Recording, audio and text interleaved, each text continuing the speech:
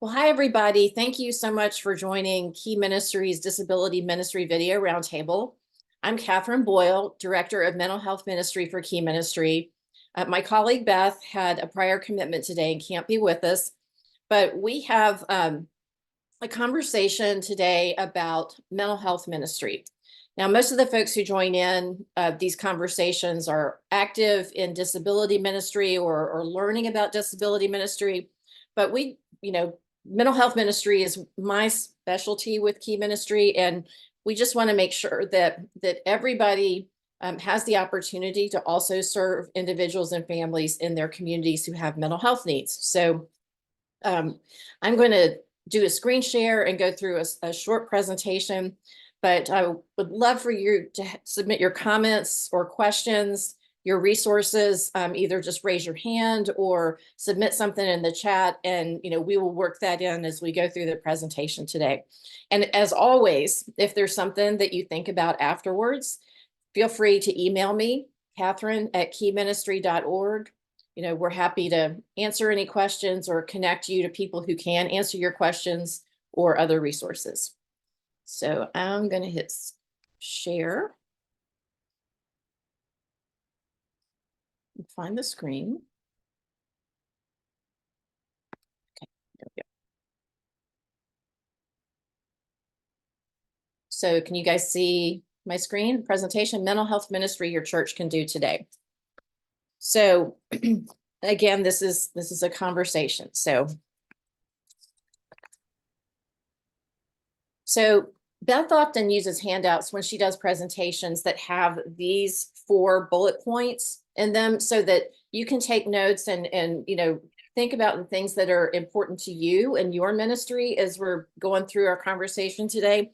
I often use similar handouts too. So I just wanted you to have the opportunity to maybe take a screenshot of this so that you make sure that you take some notes on the things that are important for you and your ministry. So we get asked a lot, well, what is mental health ministry? What does it look like? Well, I saw this recent quote from Johnny and Friends that says, disability ministry is anything that you do that allows people with disabilities to take part in the ministry of your church. Well, just substitute the words mental health or mental wellness for disabilities, and there's your answer for what mental health ministry is too. Now, it might be something that is very well organized and publicized. So you may have mental health support groups. You may have groups that are offered by organizations like Fresh Hope or Anchor International or even your local National Alliance on Mental Illness group there. But you might create something that's your own as well. At Beth and Steve's church, there's a mom who created a support group. It's basically a mental health support group for moms who have kiddos who have really significant disabilities. You might be, your pastor might be encouraging people to submit prayer requests to your prayer and care team for mental health related prayer needs. Or maybe you are hosting mental health related training events, whether it's something like, some churches have done things like they've hosted a basketball related event when a bunch of their kiddos in middle and high school love basketball. But then the person who's the presenter also talks about mental health related topics and mental wellness. So, those kinds of things can be very well organized, very public on your website. But mental health ministry is often also that ministry just to that one person, meeting the needs of that one person. And honestly, it may be just being a listening person, somebody who can really listen well and let the person share what it is that they're going through. Now, there is a big difference between so-called traditional disability ministry, the places that have the beautiful rooms for kids who need a lot of extra support. But between that and mental health ministry, in that the disability or the challenges that a person with a mental health issue has is invisible. It's not like a broken arm, a person who uses a wheelchair for mobility, so because the disability is invisible, the supports need to be invisible as well. And that's why it's a little bit of a different animal. You know, people who have mental health challenges typically feel a sense of shame or that they're set apart and different because of the mental health challenge. And so they do not want to be singled out. So, you know, creating the big splashy website or room or ministry is not the approach for mental health ministry. This is much more personal, and you know, it can be organized and publicized, as I said, but it also needs to make sure that you don't lose the personal in the ministry. So any questions or comments about that? Okay, don't hesitate to drop your comment or question in the chat too. So, so what does good mental health ministry look like? You know, what is seen in churches that are already doing this? So there's 3 big points, and the first one is collaborative. So we're all about collaboration in this ministry that we do. I would encourage anyone who is thinking about mental health ministry to make sure that you have good collaboration inside of your church and also with others outside of your church. So what do I mean by those outside of your church? So it's literally, you know, coordinating to make sure that the meeting space that you have available during the week is used to support mental health needs, whether it's mental health groups or meeting space for counselors or therapists to be able to meet with their clients. Many churches do that sort of thing. And that's a great way to send a signal to your community that, you know, you can talk about your mental health needs in that space and it's going to be okay.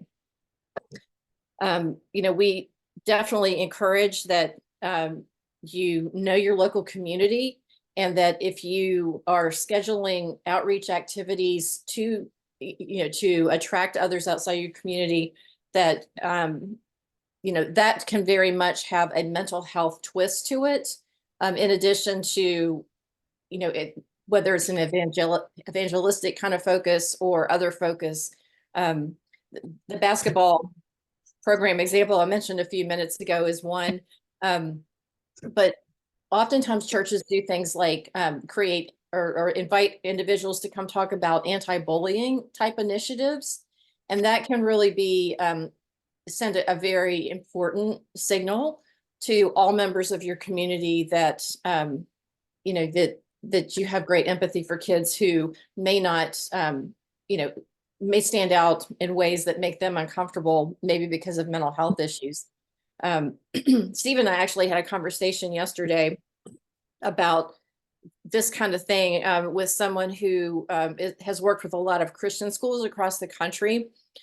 Christian schools are very aware now, I think as our culture is, that a lot of kids are just not doing okay. They have a lot of needs, and they're trying to figure out, you know, what are some ways that we can actually support those mental health related needs. The conversation went around, you know, supports and programs that can help reduce the need for individualized supports. So in other words, an anti-bullying program is a great example of that, because that's the kind of thing that can help change the culture within your youth group. And so if the culture changes within your youth group, the kids who have the mental health issues, you know, those aren't going to be made worse because your culture has been changed to be more compassionate and empathetic towards those students. Does that make sense? Okay, I see some nodding. Another collaborative kind of thing that you might do is, you know, coordinate with the people who are local to you, whether it's local pastors, local mental health professionals. You know, nobody has, you know, cornered the market, so to speak, on, you know, how this is done well. So I think it's always a really good idea to know who else is working in this kind of space in ministry and also in the mental health world. In your church, particularly if you go to a medium to large size church, there's probably mental health professionals in your congregation already. They can be really valuable resources to help get you information that's specific to your community that can help, you know, provide resources and meet the needs of individuals, and then also help you come up with kind of a church-wide response when people have mental health crises. So any comments or questions on that? Okay. That last comment, or that last bullet, some of the things that, and I can drop this in the show notes for this session, is that some of the things that churches can do that may not seem like mental health ministry, but really can be viewed like that, are life stress reducers. So it's kind of like that anti-bullying program that I mentioned. It's, that changes the culture. So, it may be that in your community, there's a lack of affordable before and after school care for children. And so, a big example of coming alongside and supporting families and reducing stresses maybe that you have, the ability to create before and after school care for families in your community. Or, I mean, that's kind of on the high end, that's a lot of manpower and expense. But on the lower end, maybe somebody doesn't have transportation to be able to get to and from their work, but they live on the bus line. They don't have a lot of resources themselves. Well, hey, what a great use of your benevolent funds to be able to pay for bus tickets so that they can get to and from work. I mean, that can absolutely be considered mental health ministry by reducing life stresses. Is that making sense? Okay. All right, so the second bullet, the first one was collaborative. The second is culturally competent. So in a little bit simpler language, that just means know your community, know your church, know the members of your community, know what the needs are in your community. I just mentioned the whole thing about childcare. So, maybe that's not a need that you can meet, but maybe that transportation need is something that you can meet. Maybe there's people who would be willing to step up, and similar to like when somebody's in the hospital and their kids need to get to and from events, and mom can't be there to drive them. Maybe something could be developed to help provide that transportation that people need. We would encourage that mental health needs in ministry be both integrated and individualized. So again, kind of talking about, something that's like system-wide for everybody, whether it's the care and prayer teams, hospital supports, the meal train, all that kind of thing. But then also, when somebody has their own crisis, that your church would be willing to step up and be responsive to whatever those unique needs are and help find the resources. So that might be connecting somebody to a local therapist. If you've got a family who has a child who has a real significant eating disorder, it might be helping them find a treatment facility. It might even be things like, for families that have mental health issues, sometimes there are economic challenges that go along with poor executive function and that sort of thing. Maybe you have somebody who's worked in insurance for a long time who would be willing to help families navigate, how to deal with insurance or set up, more appropriate financial management for the family. Any comments or thoughts on things like that? Okay. We have talked quite a lot about in other contexts about ministry being in silos versus ministry not being siloed. To a certain extent, when you set up, the systems that work in your ministries, that's going to be a little bit in a silo, but just make sure that there's collaboration and communication across those departments. Lots of churches start their disability ministry in the children's ministry, but hey, newsflash, kids grow up. And so make sure that, it's not only your KidMin team that knows about the things that you're doing to support those kiddos, but as they age, that the other ministry teams are aware, trained, receptive, responsive to be able to come alongside the families and individuals who need that kind of support as they grow. Again, from this meeting that Steve and I had yesterday, now this was not something that was familiar to me, but if we've got any folks who have been teachers, so events that are basically geared towards all kids or all community members that, are those culture changing kinds of things, like the anti-bullying, the bullying prevention kinds of events that churches can host. Those are called tier 1 supports. And basically it's a culture changer, and it can help reduce the needs for kids who have the mental health challenges, who maybe, it's a subset of the kids that are in your youth group, but they really need some additional scaffolding or supports. But if you do those tier 1 things that really, help change the culture for everybody, it lessens the need for additional supports because all the people are being, treated with dignity and respect. So it makes sense. Come on, y'all, don't make me do all the talking today. Okay, and then the third thing that good mental health ministry looks like is, to the greatest extent possible, clear calls to action.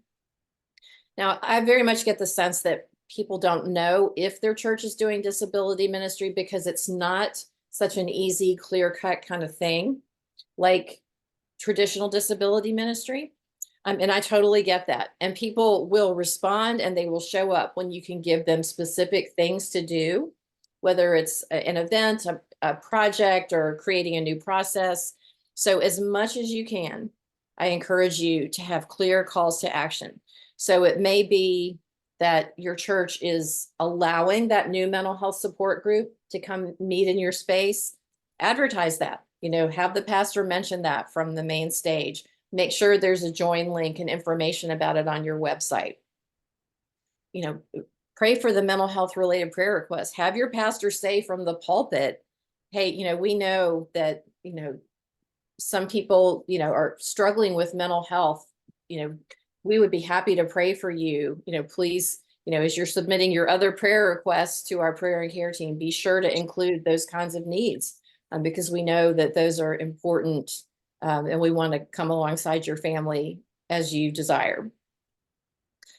Make sure that families who have kids who, or other loved ones who are inpatient for psychiatric care are getting the same supports as families whose kid is in the hospital because they had to have back surgery. Years ago, I was familiar with someone who had been very active in a church, and he was diagnosed with bipolar disorder and was in hospital for a couple of weeks.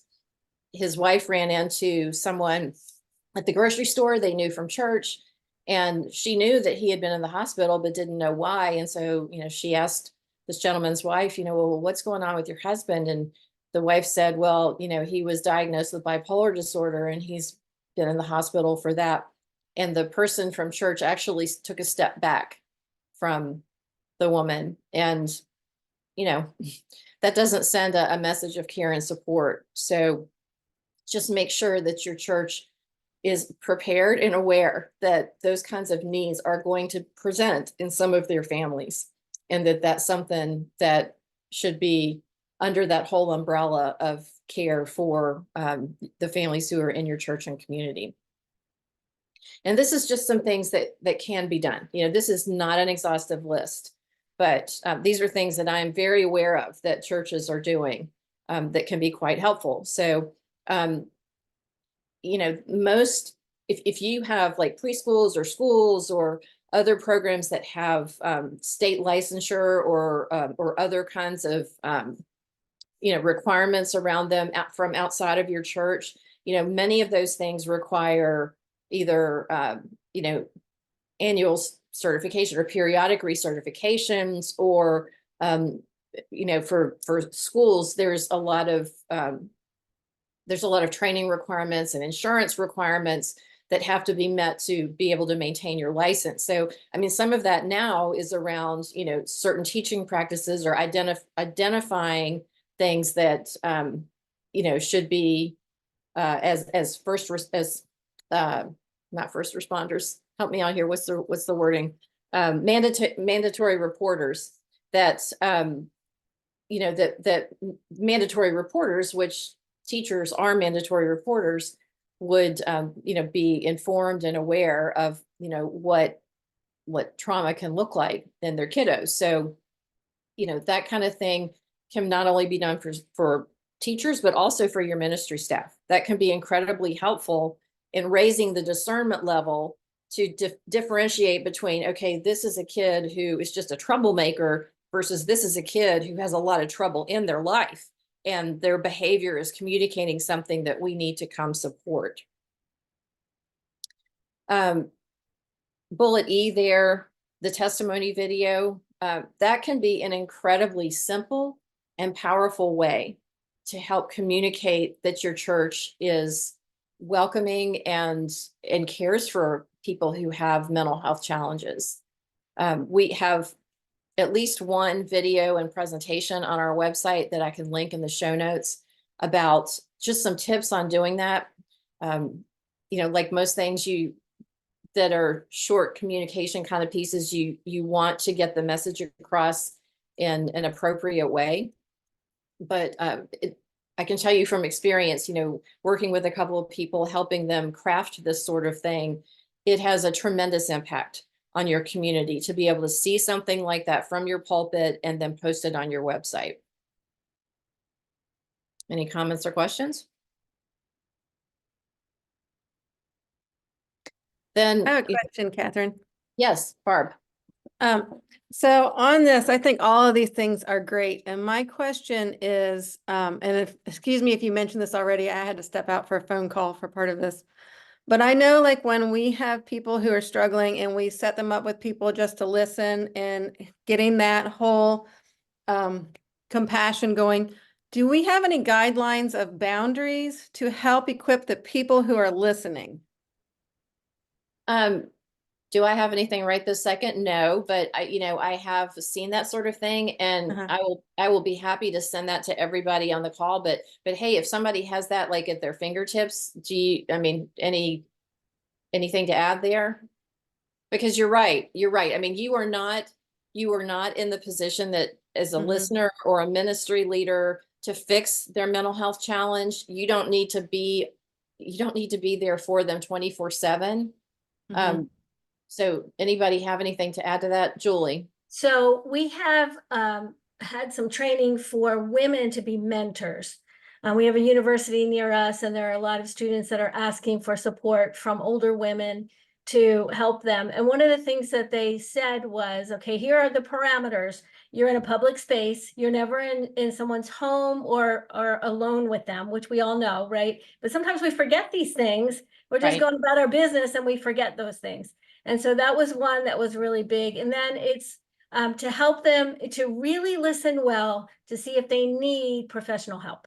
Because if it's beyond what you can do as a listener, be able to recognize that. So there was some training with regard to that as well, so that you can determine, is this just, as long as I have a relationship with them, they're going to be a little bit healthy and then we're going to be okay? Or is this really deeper than what you can handle? So those were two things that stood out for me in that particular mentor training that they did.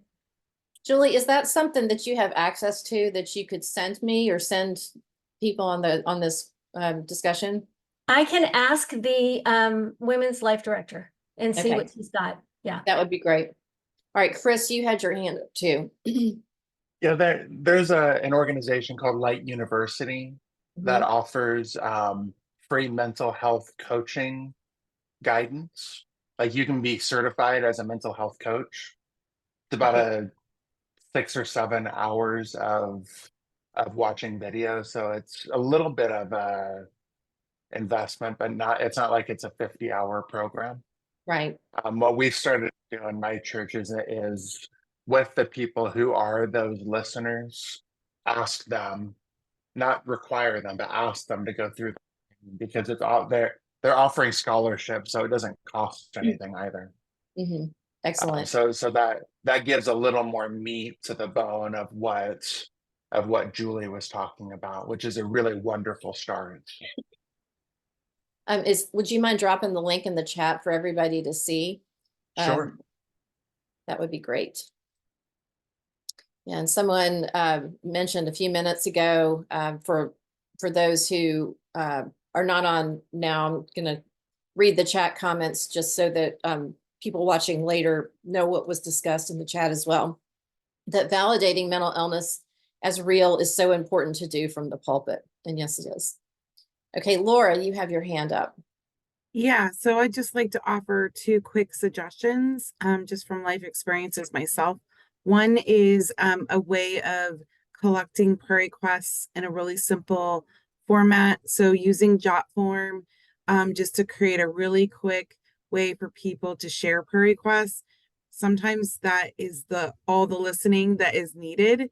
They just need to know that they were seen, and then you can respond and reply in a way that's appropriate for you, or ask if you can share it with someone else on the prayer team.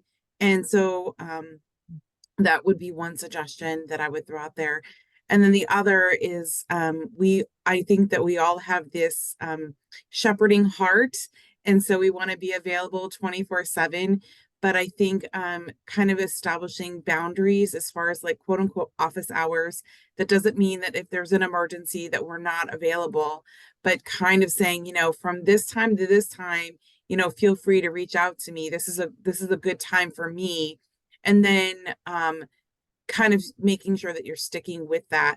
I've not always been great at that. And then I end up in the weeds because there's always going to be something that they're going to want to talk to you about. And then there's one other thing. It's just doing a buddy system, like having more than one person that they can become emotionally connected with. Because if you're not available, that could really send someone into a tailspin. And it also can become a very unhealthy attachment that monopolizes your time and ability to serve others well. So I'm just thinking about stewarding ourselves well and other ministries that we might be involved in, but also loving and being there. So those are some tips that I would just learned along the way. They're not something that I've written down or training that I've gone through. Yeah, those are excellent. Thank you so much for sharing those. Anybody else? These are all great. I appreciate you guys all sharing.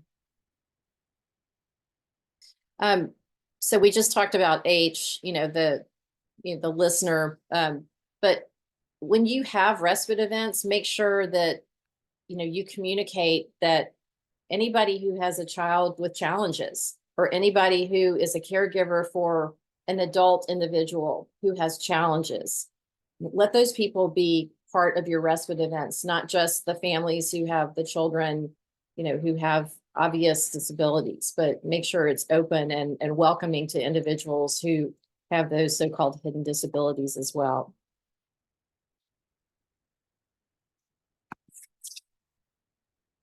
All righty. So some of you probably know that we have worked with Fresh Hope for Mental Health to develop a new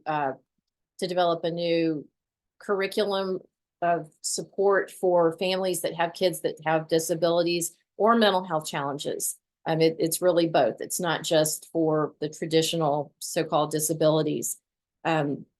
We have piloted those groups. We actually have some information about this on the Fresh Hope website, as you can see on the screen. We'll have this information on the Key Ministry website pretty soon. When we're at our conference in May, we're going to be talking about this some more with Brad Hapes, who's the founder and president of Fresh Hope. But basically, Fresh Hope has a really good model of support groups, and the other ones that I mentioned earlier do too, the Anchor International and Mental Health Grace Alliance. But we partnered with them over the last year and a half to come up with this content that, just helps you understand that you're not alone in your challenges, whatever the challenges are with your child or that loved one that you're providing care for. and then gives you some practical steps to support your own mental health, you know, the whole issue of boundaries and, you know, healthy attachment and that sort of thing. And then it's all very biblically based, and gives tips and suggestions, not only for the family member, but also for the ministry leaders supporting the family. So we anticipate that the books are going to be available both in English and Spanish here really soon. We're going to have some at the conference in May. Just a quick thing, if you're interested in learning more about maybe being a facilitator, we are looking for facilitators now. Tom and Julie graciously helped us walk through our pilot period last summer, along with another couple of facilitators. But we would love to, you know, have some folks step up so that we can, when the curriculum is officially launched here again, between now and the 1st of May, that we have some facilitators who are ready to go fairly soon. So just reach out to me or reach out to Fresh Hope, either one, if that's something that's of interest to you. They do offer some training, and, you know, they have some requirements around the facilitators, but, you know, this group is probably a good one to draw from if you're interested. So just want you to know that that is a new resource that's coming out for individuals and families. So before we go, you know, I appreciate the conversation a few minutes ago, and I'd love to just open it up to anything else that anybody would like to ask the group or share about that's worked, or, you know, anything that really stood out to you from this discussion today that might be something that you want to try. So, so anybody have anything else they'd like to share with the group? I know you guys aren't shy. Okay, anything that stood out that you think, you know, was like, that will be something that I will look into? I think the thing that stood out to me was really working with your pastor to talk about it from the pulpit. I think that not at my church, I feel like we're pretty good at this, but just talking to other people from other churches at some of these conferences, I'm still constantly shocked at some of the attitudes out there at some churches about mental health and sin, or mental health and shame.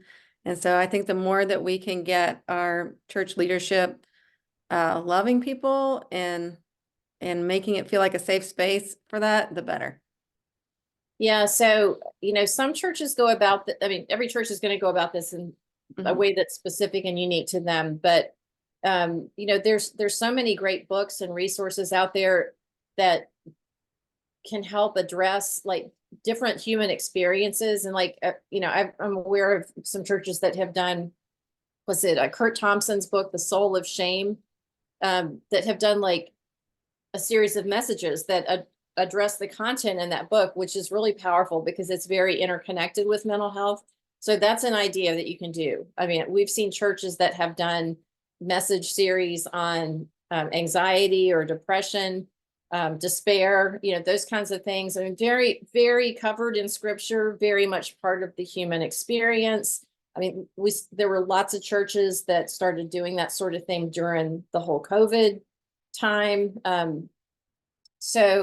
But you don't want to lose that momentum, you know, just because, you know, that time is done doesn't mean that those issues are done, and they're not. But there has been research done by Lifeway several times in the last 10 or 15 years about different mental health topics and how those are being addressed in Protestant churches across the US. And the study results confirm that when a pastor speaks about these things from the pulpit, it's like it frees up the people in their small groups and in their community to be able to discuss those things as well. It gives them permission. So it really is quite important. Doesn't mean that, you know, there has to be sermon series on depression, but it's just the attitude and the approach, and you know, as you said, Barb, you know, not having that sense of shame necessarily around something that people may likely not be able to really control. So anything else for anybody, from anybody? Yes, Julie. I really like what you said, one of the points that you made about how families are in multiple levels of where we serve them, right? So we've got parents. So we're walking through a scenario of a teenager who has some pretty serious suicidal actions, and also, everything that surrounds that. And so we're walking with the parents through that. So we've got that level, but then what happens with, she's a teenager, she's in the youth group or not.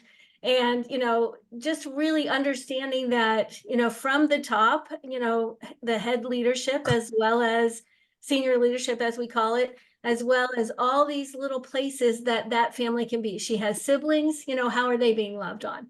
And how are they being supported? So I just really appreciated thinking that through and praying through, how do you communicate across all those different ministries?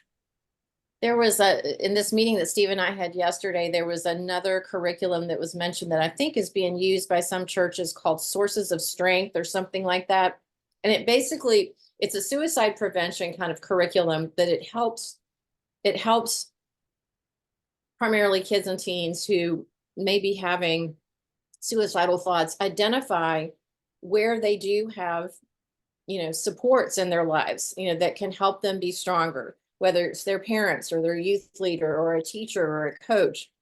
Because a lot of times, mental health, just kind of by its very nature, mental illness, you feel alone, you feel like nobody else understands, you feel like you can't even talk about it with anybody, in spite of how welcoming our culture is and how our culture has really eradicated a lot of the stigma around it.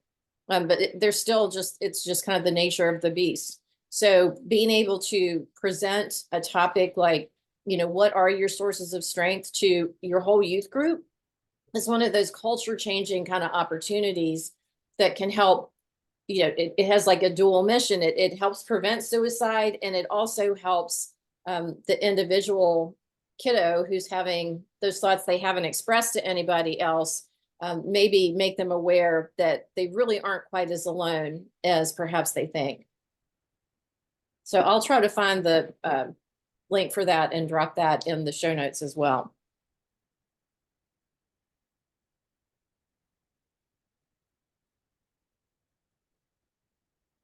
Any other items to share or suggested resources?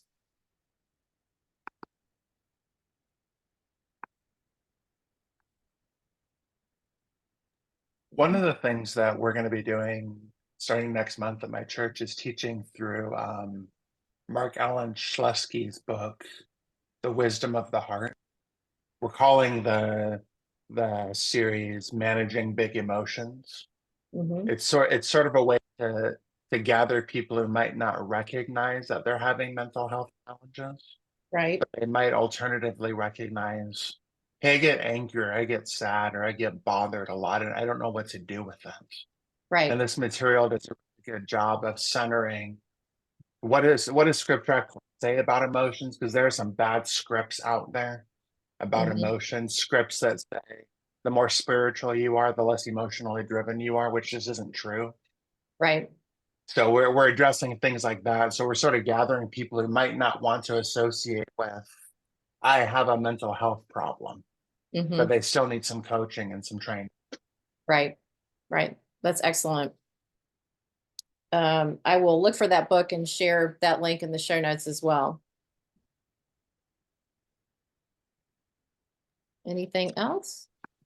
Yeah, one thing that we have kind of coming up, and just thinking of, we're preparing for camp season as kids and teens go to camp. One thing that I am at a very large church, but one thing that we have with that is kind of a central group of people that have been trained to be able to support each one of those camps. So they kind of know the process as things come out. Often students will raise their hand or share with coaches some of those struggles specifically at camp when they're away from home, in that safe space. And so just having a team that can come alongside volunteers or come alongside staff that might not be as well versed in the masses sometimes that happens. So us just being prepared to be able to meet them where they're at and get them resources and then connect back with their parents has been super helpful, just to be able to support them fully, and knowing that that camp season coming is often a time that they need that extra support. So That's excellent. Yeah, I mean, Steve Persovich has given an example many times of, you know, how there's a lot of stress that can go into leading up to camp, but then, you know, that stress doesn't necessarily go away, as you've mentioned, and it can become even more so while at the camp, particularly if they're with people that maybe they're not with all the time or are brand new to them. So that's a great suggestion. Yeah, and so often I think is parents will sign kids up for like going to a camp, and they're not really plugged into that church. So really those volunteers don't know them well. And then that's often when they'll need that extra support, and we weren't prepared to give them that extra support. So if we can have a team in place already to be proactive with that, then we can allow them to have the best experience too. So yeah, excellent. Yeah. And I would say too that, you know, just in general, when you are talking about, you know, camp for teens, you know, to make sure that your volunteers that you're getting for that are well suited to be volunteering at a kids camp, because somebody mentioned a few minutes ago, we all have that shepherd's heart who are in this space, but that doesn't mean that everybody is necessarily gifted at working with teens. I'll just leave that out there, speaking from experience. So anyway, anything else? Well, hey, thank you guys so much. You know, I have another page, but I can't get there on my presentation. So, oh, well, I guess I'm not going to be sharing that. But I just would really encourage every one of you, and I will, I'll try to track you down and email you the link to our mental health ministry leaders group in Facebook. If you aren't a member, you know, I just would really love to see everyone in there, and to be able to share this kind of, you know, these resources, these questions, you know, this information, because it helps make all of our other ministries grow and be more vital and impactful, you know, all for the kingdom of Christ. If you are not familiar already, we are having Disability in the Church 2024, May 1st through 3rd in Orlando this year. So you can visit the Key Ministry website and check out all the details about that. And we would love to see you there if you haven't already signed up. We already have bunches and bunches and bunches of people registered. And so we're very excited, because we think in fact, we're pretty confident it's going to be our most impactful conference yet. So, and, you know, hey, it's in Orlando. It's, you know, almost guaranteed it's not going to snow, and you can, you know, enjoy some time in the sunshine in Florida down there while, you know, attending the conference. So love to see you there. And again, if you have any questions, feel free to email me, Catherine@keyministry.org. Thank you all so much for being here today. Take care.